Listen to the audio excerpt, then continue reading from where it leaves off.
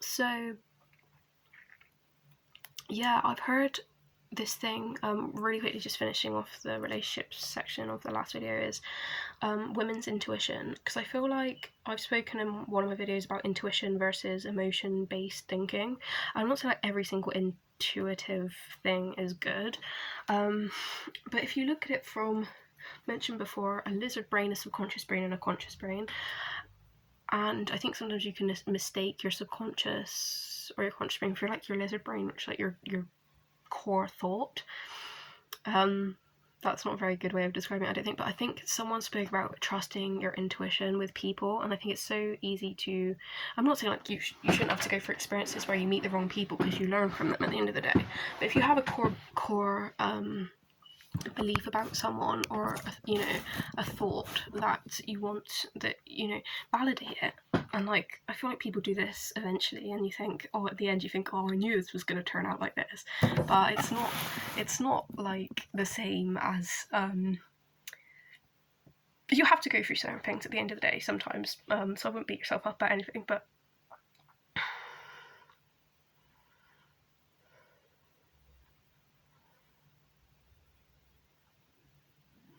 yeah, I also heard this woman talk about how in like this period of time, like people have this like really, like, I feel like the world is like probably always has been, but she spoke about how she thinks that the world is full of all this crazy stuff, like overproduction and loads of like just bad stuff going in the world. Like, I'm sure like loads of bad stuff always happens in the world.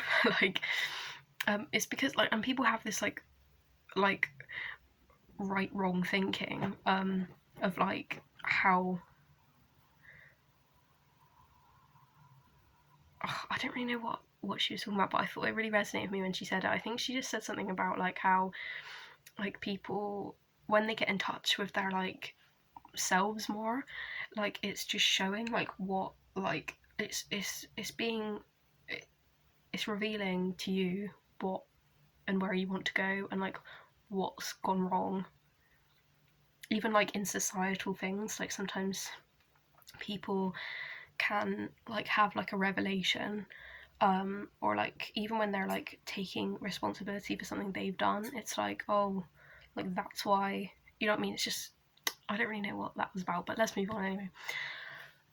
Apparently you gain confidence when you get older, and what she was saying is how you have more confidence with the free fall of a situation, of bad situations, because sometimes you can be in a bad situation, know that it's bad, and you get out of it, and you have this free fall where you're sort of trying to find your feet again, be that after a relationship, a job, a friendship, a situation, a family situation, whatever, and then you eventually move to a situation that is better for you.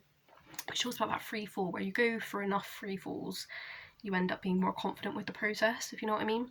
Because I feel like, especially really recently, I've just toyed so much with being too scared to leave a situation, or just not feeling like I have the confidence to, and I feel like I've finally crossed that hurdle, and I feel, honestly, I wouldn't say proud of myself, but happy with how it's turned out, in terms of like how I've evolved through it, because honestly, I feel like I've held my integrity through, a past issue that I've had, and that's all I can ask for, really. You can only go from what you think is right, because everyone's always going to have an opinion at the end of the day. I'm not trying to validate my opinions over others, but I'm saying, like, in terms of looking out for myself, I've managed to do that, like, and I haven't really,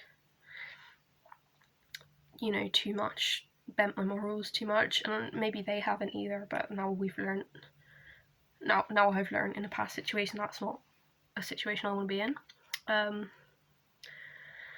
so yeah,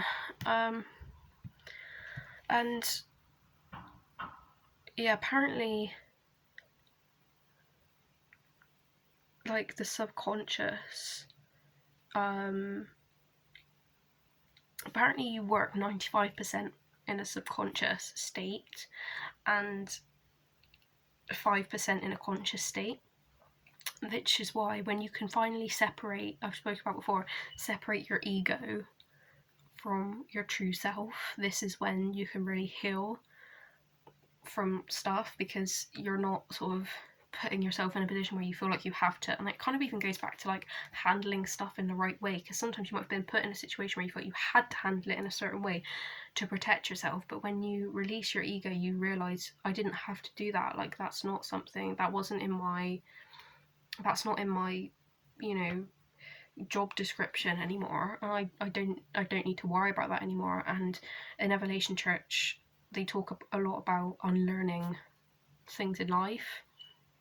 I wasn't doing a peace sign, I was quoting. But anyway, let's not. I don't want to tangent too far. But another thing they mentioned is about learning. We learn as human beings through contrast. And that's why, like, a lot of the time in recent times, especially when it's been based around mental health and stuff, and I'm not saying that's a bad thing at all, as I've told you, come from the mental health system, but we learn through contrast. So really, fear to do things is actually healthy, because it's sort of letting you know, like, this is something that I don't want to deal with, or I'm a bit unsure about this situation. So obviously people can have like too much fear towards stuff, which is obviously like finding the balance, and that's completely valid. But when you have a lot of trauma, like, this is actually so healthy to have that fear. And apparently after time, trauma can catch up with you. I can relate. And I just want to just practice just like not fighting against myself. I don't know if any person can relate, but I think they say like to be aligned and not to fight against your true self, because whenever you're like fighting your true self, especially in like a situation that you feel like trapped in, or like you feel that you have to do, when most of the time you probably don't, we do have a lot of choices, you know, like we have control over ourselves at least, and we have control over our situation, and you know, like, a lot of the time it's just trying to be more aligned with like my higher self, if you like. And also the thought of, I'm almost at the end now to go, also the thought of how uncertainty is constant, apparently. I heard this podcast from this woman, she was 40, and she said uncertainty is constant. So we've dealt with a lot of uncertainty in lockdown, but I feel like she said uncertainty is constant, and to be fair, it is. Like, if you have a child, it's uncertain. If you're in a relationship, it's uncertain. If you're in a marriage, it's uncertain. If you move house, it's uncertain how you're going to enjoy living there. Everything's uncertain at the end of the day. And she said it's good to find excitement in uncertainty, because at the end of the day, if you don't know the outcome, it might be something really good. Like, you know, you just never know. And what's the fun in knowing everything is going to happen? So rather than just feeling the fear of it, and yeah, it can be a bit, you know, daunting to not know what's going to happen, but it can be really fun to get excited. It's like even when like going on a night out, like, you don't know how it's all going to go down, but you get really excited about it. I think it's just mentally, like, being aware that being excited about uncertainty is good. And she spoke about divine appointments with people and situations, and like she was going into like how like we've got a plan from God, and like how we've got like divine appointments, and it's like trust in that. And I think that just like takes away a lot of worry and stuff like that, of like, oh, like, who am I going to meet and blah blah. I'm not saying like, oh, everyone's going to come on my doorstep, but I feel like it's just like life will move you where you're supposed to go, kind of thing, like God will. She says religion's sometimes good for some people to lean on, meditation, journaling in times of uncertainty, and just sort of like release that fear, but like realize it can be exciting as well.